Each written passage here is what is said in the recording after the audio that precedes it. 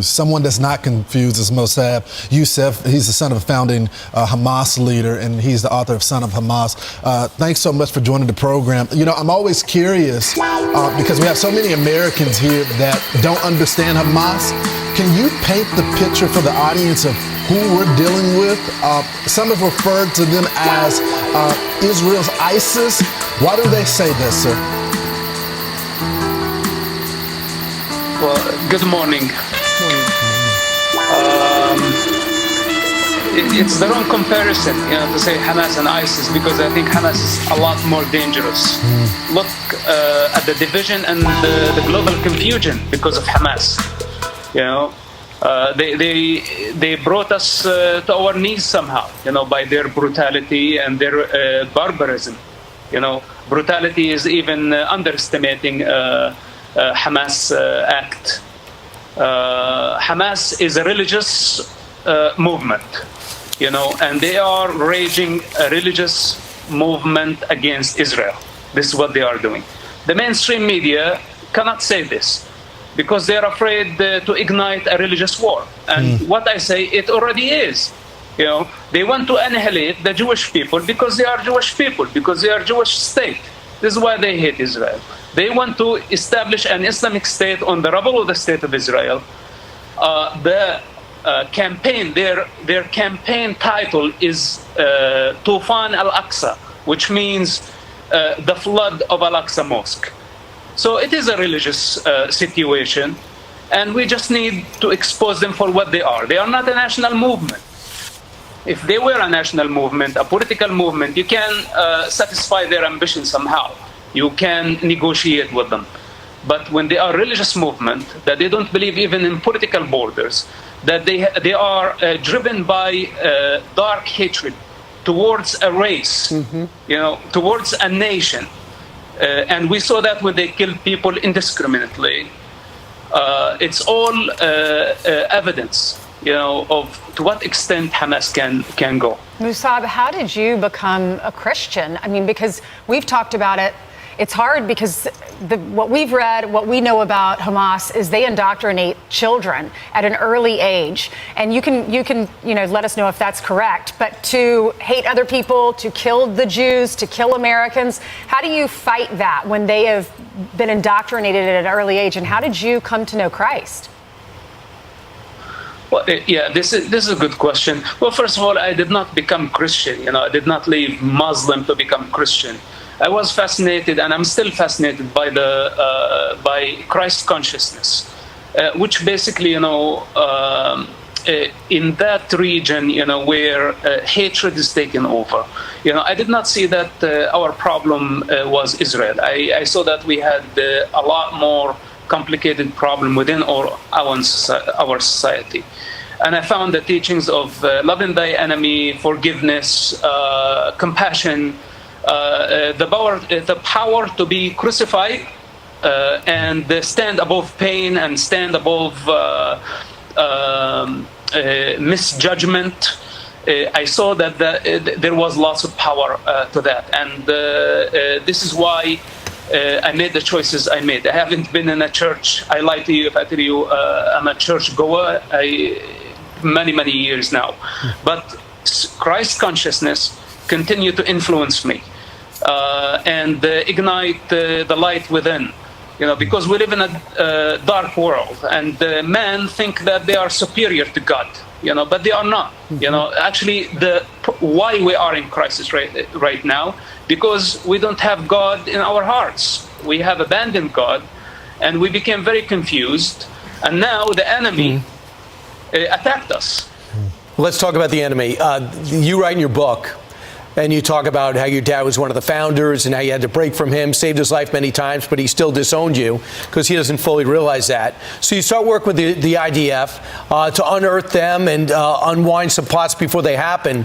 You also write that in 2006, nobody thought that Hamas was capable of taking over the Gaza Strip, but they did in 2 seconds, kick Fatah right out. Are they capable of putting up and withstanding an IDF invasion? Do you think they're that strong, or do you think they've already run from the fight?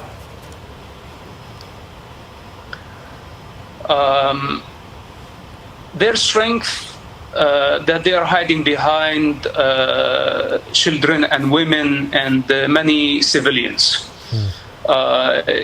In fact, this is what they did. They surprised Israel on Yom Kippur. It's a holiday, and then they ran very quickly to hide and use human shields. They have many tunnels, they used the funds and the aid that came to Gaza. Instead of it went to the people, they used it to dig tunnels. And this is what they've been doing, digging tunnels under the ground.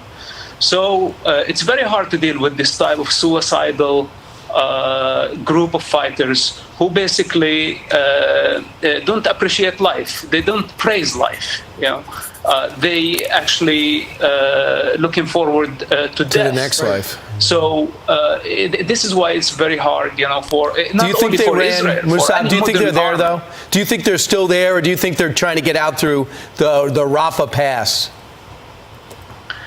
No, I think they are still there, and they are preparing. And the reason that Israel is delaying their campaign because they're gathering intelligence, I think they should wait a little bit longer, because without intelligence, without information, knowing the tunnels' mouths, and the Hamas movement on the ground, it is going to be a very difficult war. Mosab, exit question, final question for you. Ultimately, once the ground invasion does start, the goal of the IDF and the Israelis is to rid the world of Hamas, which your father founded. Given what you've said about how it's a movement, not necessarily people, but it's a movement, is that possible? Yes, it is possible. But Gaza front is not the only front. First of all, Israel must destroy Hamas infrastructure, including the tunnels, and whatever it takes. That's number one. Number two, Israel need to deal with the head of the snake in Doha, in Beirut, in wherever they are. Cut the head of the snake and let the tail die. We won't be able to destroy Hamas as an ideology, but we can definitely overthrow them. Now, I don't know how much this will take. This is why I recommend that we gather intelligence and we enforce a very powerful, unbreachable siege. It has to continue for long enough. Those tunnels, they need ventilation, they need power, they need communication. Now, if we cut the power, fuel, even water, oxygen if possible, long enough, this could take long weeks. And we know where the tunnels are in general. They are close to the siege. They are close to the border with Israel. We have offensive tunnels. Those we know for sure that the hostages are not in the offensive tunnels. Okay. They are most likely in tunnels under the city buildings. Sure. So at least we can begin with the offensive tunnels, destroy those, then we can move to the next stage. But we need a very strict, unbreachable siege to deplete the enemy. If we go in immaturely, then we might pay a very high price. Got it. Mosab, thank you so much. Thanks for coming on and educating us about welcome, and thank you for having me. Pick up his book if you want to find out how this whole thing started. Get woke, go broke. Ain't no joke. Get woke, go broke. You're so damn woke. Toxic, terrible man. Hey!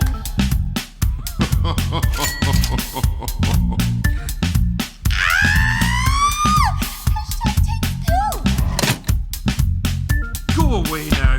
The Oscars think they can go woke, but Hollywood will now go broke.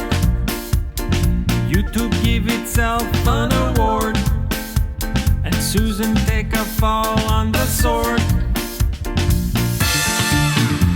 Get woke, go broke. Ain't no joke. Get woke, go broke. You're so